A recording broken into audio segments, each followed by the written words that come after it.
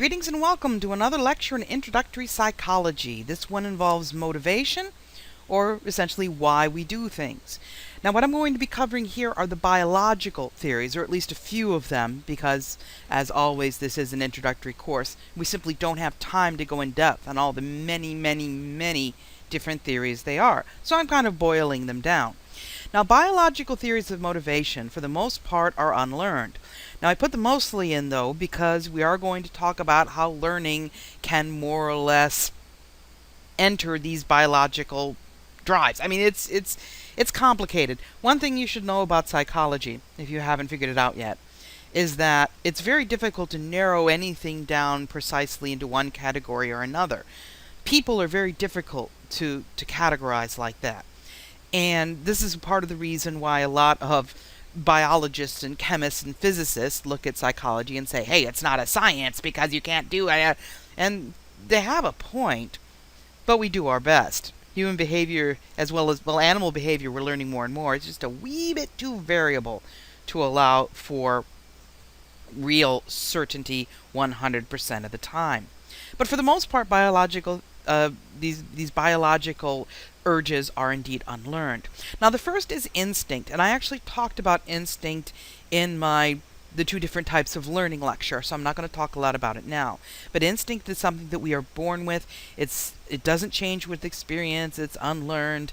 There is some discussion into exactly how much humans have instincts, because they are indeed unlearned, and most of our behavior seems to alter through experience. But for the most part, in introductory courses, when we talk about biological theories of motivation, we're talking about drives. Now, when you see the word drive, you might think of driving a car. And you drive a car, it allows you to get from here to there. Or a cattle drive in the Wild West. You drive the cattle from here to there. And that's essentially what we're talking about. Because drive theory suggests that we do behaviors in order to maintain a state which is called homeostasis. Now, homeostasis is our optimal functioning level of whatever.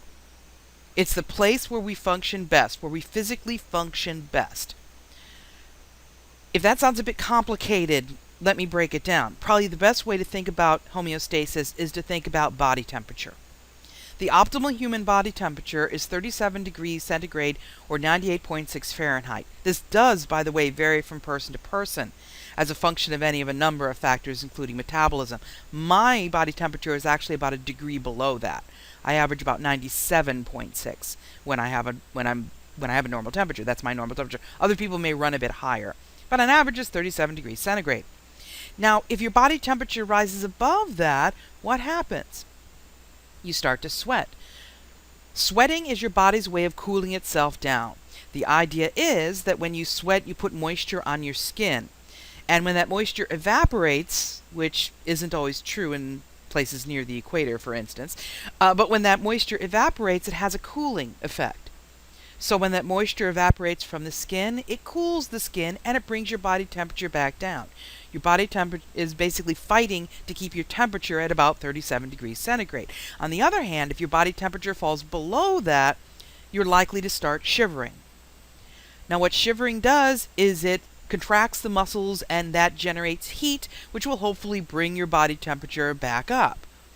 Our body is fighting to keep us at that 37 degrees. Now, those are things that are automatic, the sweating and the shivering. But we also have voluntary behaviors that keep us at homeostasis. If it's really hot, you may go find a pool of water to sit in, or go in where there's air conditioning, or find a breeze, or go to the shade. If it's really cold, you may put on more clothes, you may build a fire, you may find another heat source. So this drive is not only for involuntary behaviors, it's also for voluntary behaviors. Now, specifically, when we're talking about drives, we're talking about drives motivating behavior. We talk about drive reduction. Sorry about the odd capitalization there. But we're talking about drive reduction. We're reducing the drive. And we do that through those behaviors. You reduce the drive, for instance. Hunger is a drive. When you get hungry, what do? You probably go eat something. Reduces the drive. So we have this internal state of tension inside of us, which technically is the drive. We don't like being cold. We don't like being hot. We don't like being hungry. We don't like being thirsty. We don't like being sleepy. So what do? We're driven to participate in behaviors that reduce those. We cool down when we're hot. We warm up when we're cold.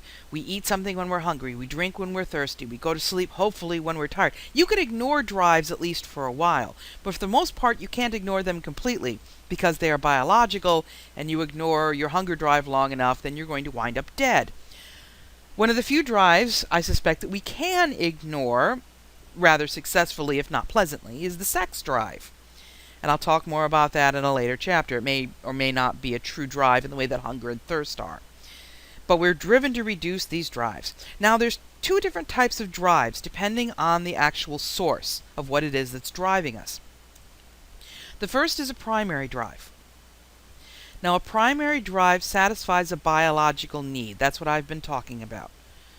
That when hunger is a primary drive, because hunger is a biological need, as is thirst, as is body temperature, as is sleep, as is sex. Those are primary drives. Okay? They satisfy biological needs, and for the most part, you really don't want to ignore them.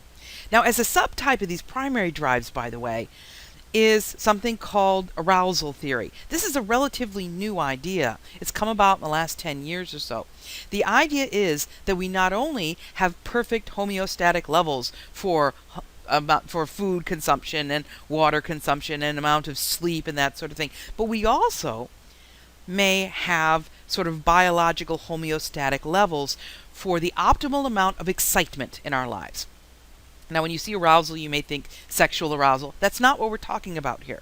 We're talking about how exciting do you like your life. And there are people, for instance, who like their lives extremely exciting. They go and they climb mountains, and they swim with sharks and feed them on occasion, and they participate in very dangerous things. Why do they do these? They do them for fun. They do them because otherwise they would be bored. We call these people, by the way, sensation seekers, because they're out seeking sensation. Near one of the places where I live, there was, and probably still is, a ride in which people would get strapped into a small cage and get flung up on a giant rubber band into the sky. If you haven't seen one of these, you've probably seen video of them, because on occasion they do like to videotape people and their reaction to being flung up into the sky and upside down and wanged all around and whatever else. It's apparently a whole lot of fun, although I would never do it. More about that later. And there are people who do that. I mean, and these people scream bloody murder while they're doing it, and they look terrified, but when they come down, a lot of people say, "No, that's fun, can we do it again?" My guess is those people would be sensation seekers, that these are the people that like things very, very, very exciting. I, on the other hand, am not a sensation seeker. Now, I'm not I mean, boring is in the eye of the beholder. I do like to go off and have adventures. I like roller coasters. I love roller coasters. Okay? I love body surfing, but I'm not going to swim with sharks and feed them. I love roller coasters, but you're not going to put me in a bungee and fling me up in the air. Okay? I mean, so I'd be sort of middling ground in terms of this arousal theory. And I'm perfectly happy with them. In fact, if the hallmark of arousal theory is if you're not at your optimal level of arousal, you're going to be unhappy. And so I'm perfectly happy with this level of arousal. Other people may look at my life and go, "Oh my God, that's really boring." Well, for you, it might be, because you might have a higher homeostatic level for excitement in your life than I do. On the other hand, I know that I look at some people and I say to them, well, I don't say to them, but I think to myself, "Oh my God, how can they stand to live like that? That is so boring. They don't do anything. There's nothing exciting." But they're happy. They're happy with it. That is their homeostatic level. So it's sort of eye of the beholder kind of thing. And it is interesting, if you think about it, to sometimes try to pinpoint your particular level of arousal. When do things get too exciting? When things get too exciting, you probably want to go and find someplace quiet for a while to get away from the excitement. On the other hand, if you're bored, you're probably going to want to go do something exciting. So these days, with all of these X Games and people, jumping snowmobiles and whatnot, we're seeing a lot more of these sensation seekers. And it's probably why we're talking a lot more about this arousal theory. Now, that level of excitement in your life does appear to be biological. It does appear to be something that we're born with. But on the other hand, secondary drives are a little different. This is where the mostly comes in from the title, because secondary drives are learned. And probably one of the better known secondary drives, for instance, might be a drive for achievement. There are some people that have to be a success, that have to be the best at everything they do. They can't be second place. They have to be the best. They have that drive. Now, people aren't really necessarily born with that as far as we can tell. This appears to be something that is learned.